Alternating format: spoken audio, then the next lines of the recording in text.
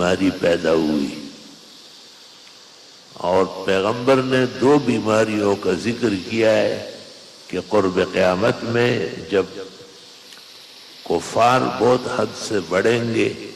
اور مسلمانوں کو ہر جگہ دبوچیں گے اور ان پر قیامت برپا کریں گے،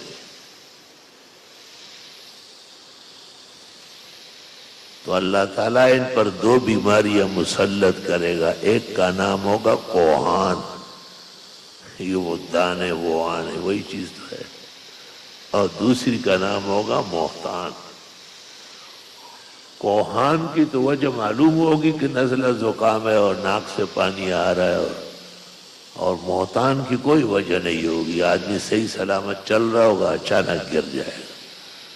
جب اٹھاؤ گے تو مر چکا ہوگا، وہ اٹھانے والا بھی آگے 2 قدم آگے گر جائے گا۔ نہایت البدایہ میں ابن کثیر نے ان بیماریوں کا ذکر کیا ہے، اور مولانا شاہ رفیع الدین محدث دہلوی نے علامات قیامت میں بھی مختصر تذکرہ کیا ہے، اور ماوردی نے ظہور مہدی کے اندر بھی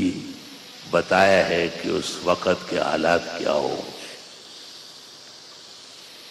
تو ملکوں میں زیادتی اور ظلم تو بہت ہے، لیکن خاص کر جب یہ مسلمانوں کو تنگ کرنے پر آتے ہیں تو پھر ایک نہ ایک دن قہر الہی جوش میں آ جاتا ہے۔